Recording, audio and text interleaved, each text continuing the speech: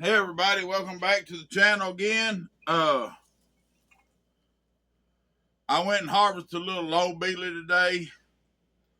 I will take you on a walk tour when we have time and show you what lobelia is. It's a good respiratory medicine. It's got a lot of good properties in it, but that's not what we're going to do right now. Okay, let me lay this down. Everybody, if you don't know what elderberry is, it grows on a bush. It'll have a pot of berries like this. Now, when you pick elderberries, you want to make sure that there's no stems, no leaves, or nothing that goes into your elderberry syrup and stuff. So, as I tell everybody, double check, then go back and triple check. Because if you eat one of these stems or a leaf, you're going to have the worst case of diarrhea and throwing up you've ever had. You have to cook these for so long. When I get ready to process them into syrup and stuff like that, I will go over all that with you. But today, I'm just trying to gather up some, and I'm going to put them in the freezer till we get enough to, make a run. But there's a little stem. But right here is all you can do is just take your time. I like to roll the berry just between my fingers, just enough to break it loose.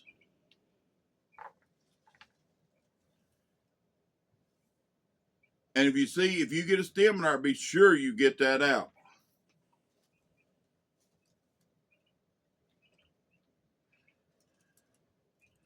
Unless, of course, you're wanting to vomit and take the diarrhea for a couple hours and stuff. I mean, you do you, but I'm going to tell you, when I first done something I didn't know, and I just left the stems, I didn't think it hurt nothing. Yeah, it hurt something real bad.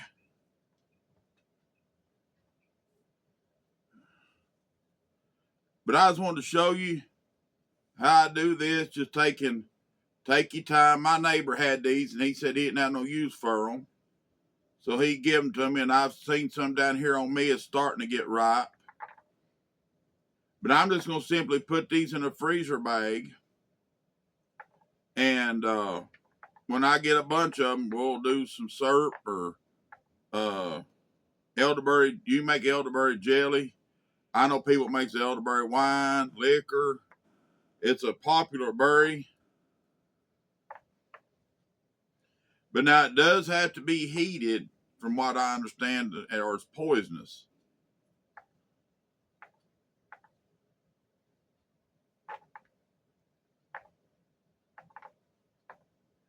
But see, when I check it this time, I will check it very thoroughly this time. But when I put them in the baggie and they come back out of the freezer, they will get rechecked. But now this is great for immune booster. When I caught the cough from across the water, I took elderberry, mullein, goldenrod, and ginseng. And I took vitamin B12,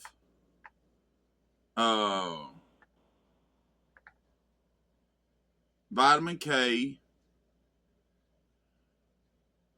There's another one over there. Let me go look. Hold on just a second.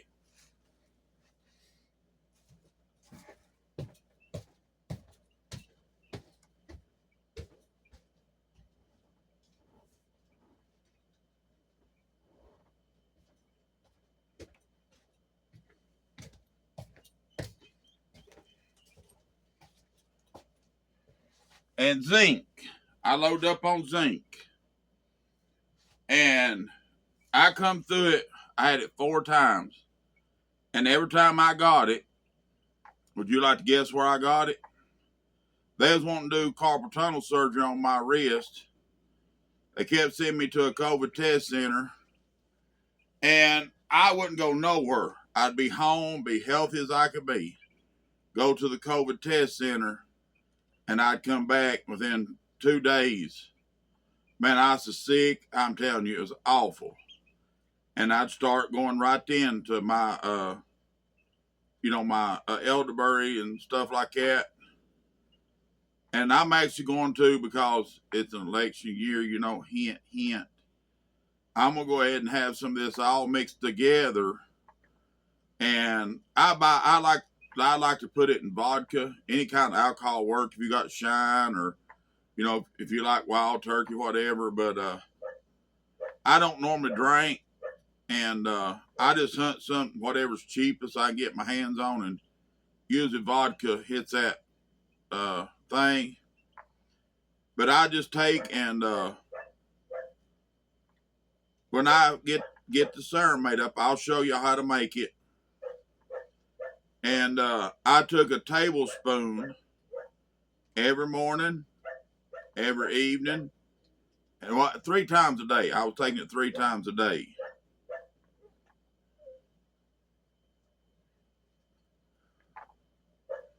This little puppy out here is starting to work on my last nerve. He every time he hears me making a video, he wants to start barking. And there ain't nothing wrong with him. He's got food, he's got water, he's got his doghouse and all. He doesn't like being tied up, and I understand that. I don't like for him to be tied up, but I got some baby chickens out there in a pen, and he went out there and had one of them baby chickens by the toe, and he bit his toe off. I had to catch the baby chicken, doctor it up, and I thought, well, maybe he was just playing or something. It wasn't 2 minutes after I got that baby chicken back out there in the pen, he was right back out there trying to get a hold of their toes again. And I disciplined him. I scolded him real hard. And it didn't help. He would go away until I got out of sight. Then he went right back doing what he was doing. So he earned this right to be on this chain. Give me just a second. Let me see if I can get him to quit barking. Okay, we'll see if that'll work. I've got a 4-wheeler out there, and he'll go up underneath it and wind himself around one of the tires. Okay, if I'm not home, he can figure it out. You know what I'm saying? He'll figure out how to get untangled. But if I'm here, he just and he just gets wound up and stands there and barks for me to come out there and get him untangled. So I'm just telling you, it just seems like you can't find a dog anymore worth 10 cents. Well, I guess where they stopped letting you, whoop a dog or whoop a kid or anything else, child abuse, dog abuse, oh, the abuse. But a dog was sitting and rub her ass right in their face, and they take it. I'm sorry, I shouldn't have said that word. But I don't know, and I keep hearing people tell these little kids, that's your brother. Really? Okay. I understand people liking their critters, and I like mine. But they ain't my children. They're not equal to my children. And if it comes down to them and my children, they're not even a close second. And if you got something wrong with your mind, if your dog is equal to your child, and if that makes you mad, I hate it.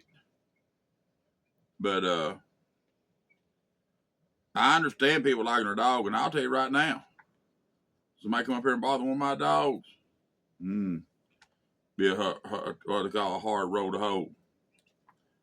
But they're still not my children, or not equal to my children.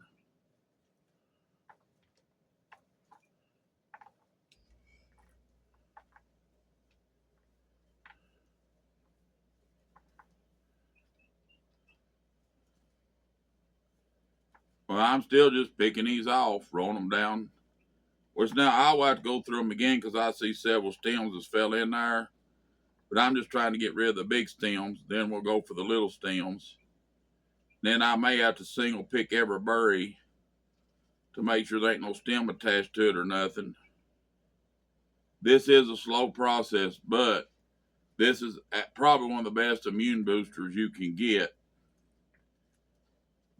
And they taste really good too.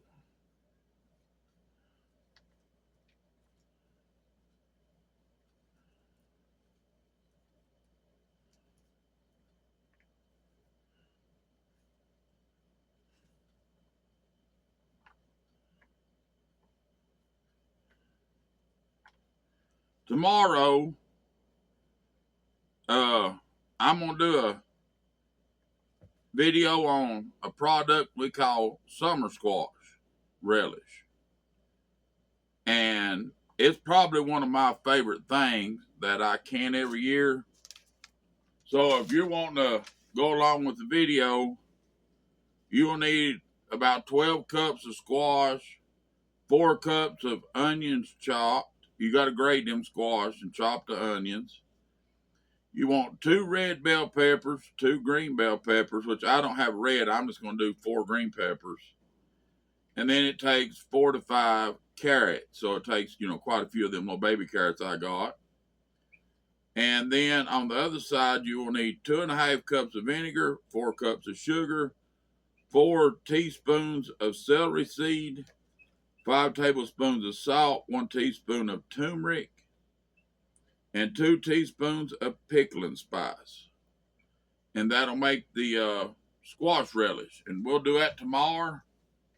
And it is something phenomenal. But I got some summer squash I need to do something with. So I've done put it in the freezer. I've grated it. I've sliced it. I've chunked it. I've canned it in chunks and everything else. So, instead of letting it go to waste, I'm going to make relish. And I got some cousins that's wanting some canned food and stuff. So, I might let them have a couple jars or something.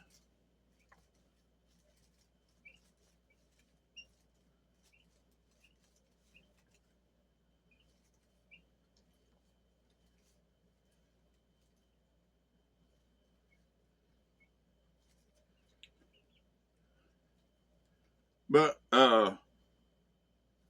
tomorrow I will get the address for Hale's Farm if I can. But it's in Pennington Gap. I think where it's at. In Pennington Gap, Virginia, and their festival is on October the 12th and the 13th. So if y'all can come by and visit them and watch them work with them alpacas and do what they do. So y'all come by and visit with them. I'll be over there videoing, so y'all can meet me if you want to. I don't care. I ain't nobody special though. I'm just me. But I'm also. Oh, let me ask you this.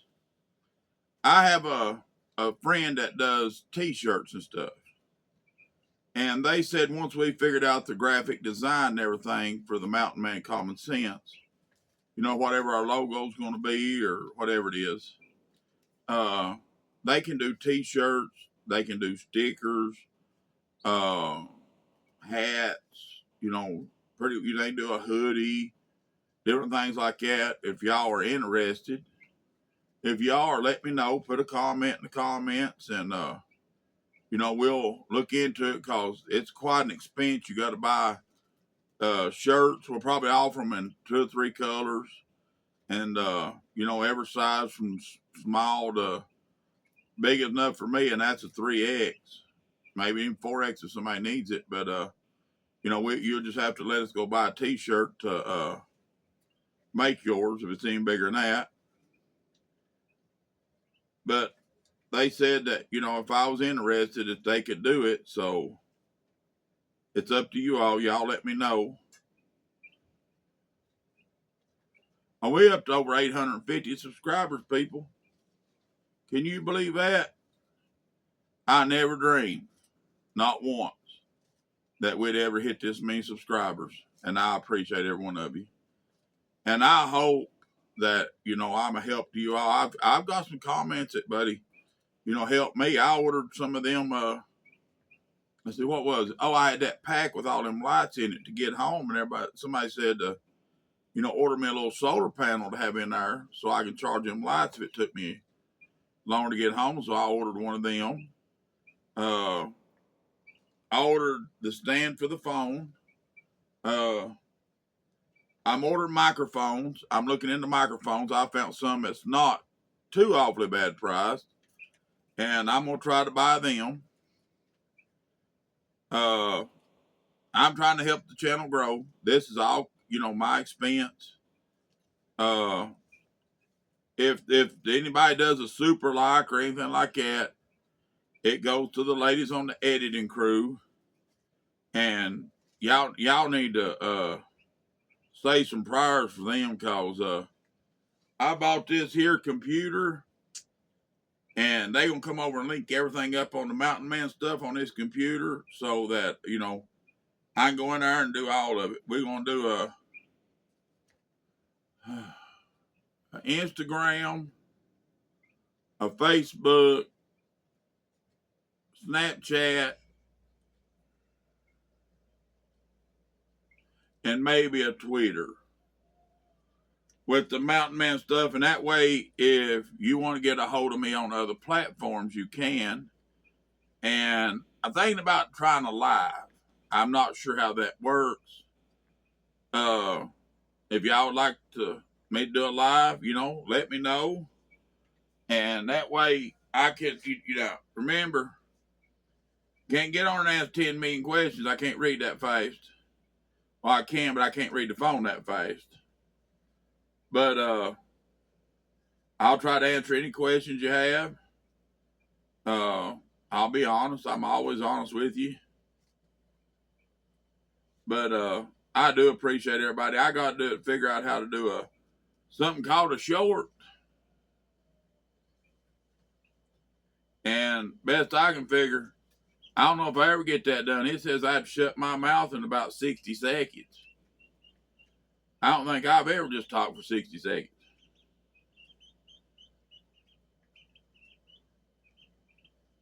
But we'll get all this figured out.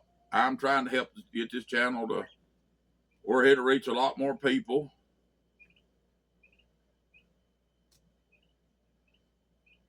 Now, when winter comes on, we'll do some gun hunts, and we're gonna do some deer hunting. That's for sure. I'm gonna take y'all along with me deer hunting, and I hope it don't offend nobody, but it does. It is something I do to put meat on the table. I don't waste them. I honor that animal, and I get every piece of meat that I can get off of it. And it's.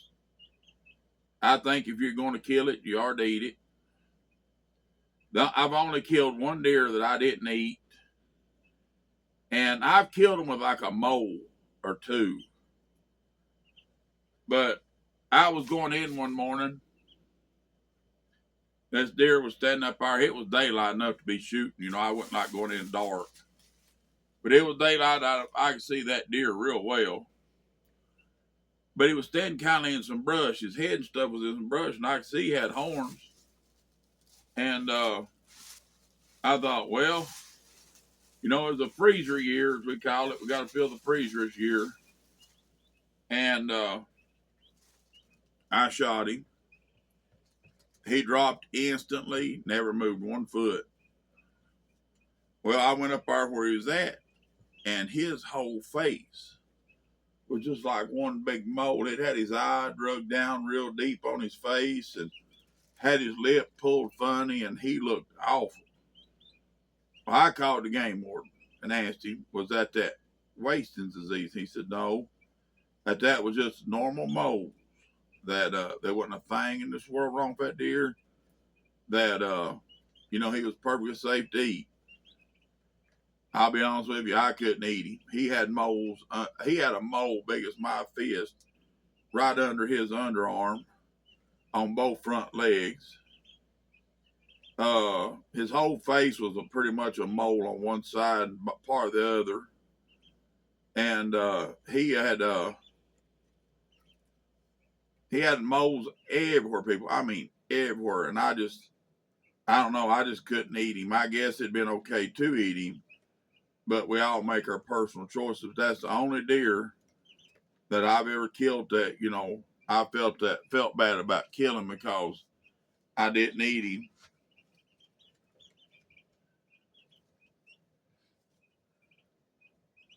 But he was a nice 8 point. So he was doing pretty good. He looked healthy, everything, but all them moles, and his eye had an infection in it, and that was one thing kind of turned me off. I ain't eating nothing that's got an infection. I found one time up there on the ridge, and it just barely could walk. I walked over where it was at. He couldn't run or nothing, and I could see like blood and like pus running out of the back of its legs. And I can't see letting nothing just suffer like that. It got to where it didn't even try to run. When I got so close, it just didn't even try to run. And I took and put it down. And I don't know what it had been shot with, but somebody had shot it right in the butt, both hams, about 9, 10 times. And I couldn't eat that one. They wouldn't know why I was eating that, and that pus and all that running out of it. That just was not very appetizing to me. So, but that and I was just putting that poor thing out of its misery. And it would make it, every time it tried to run, it was pitiful. And why somebody would shoot it in the butt like that, I figured it might have been somebody maybe was bothering their crops or something. Or maybe sorry about that. Maybe it's eating their sweet corn or something, and they were just trying to run them off. But yeah, that's just pitiful. And we used to have, I don't know if they're still around. I ain't heard nothing in a couple of years, but we used to have these night hunters that go around here and shoot these big bucks and leave them laying in the field. And I told them, I said, that was just about the most disgusting thing I ever seen. They was just cutting the head off to get the horns and leaving the body laying there. And they was many a times, buddy, when my kids were little, I could have used that deer many a times to feed my children.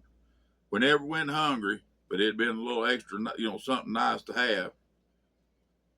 And when I was hurt real bad, I had neighbors, man.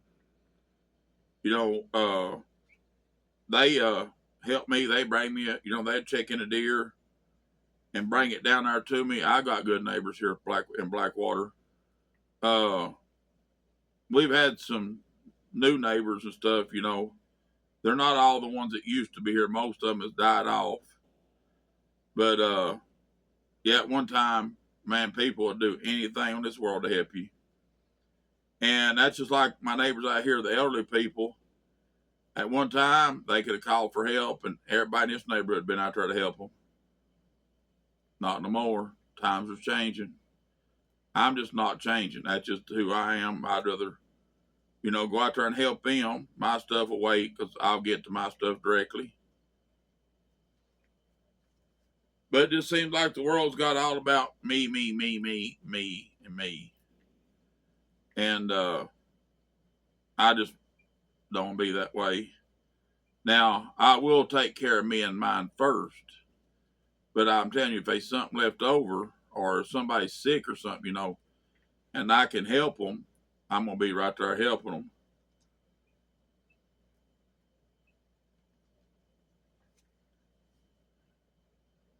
Man, get a couple more of these big as these are. You'd really have something. I don't guess y'all seen what I've been doing. I'm still sitting here just running my mouth, rubbing these berries off in this bowl. But do remember, when you pick elderberries, I break them off right at the stem, but don't take them all. I always leave a few to, restart the trees back for next year. They'll make new trees. So I usually try to take about 2/3 and leave a third.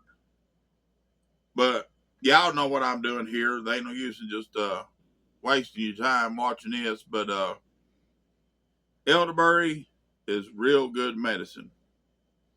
Now I'm gonna have about a half a bowl each time I get done. There's my bowl.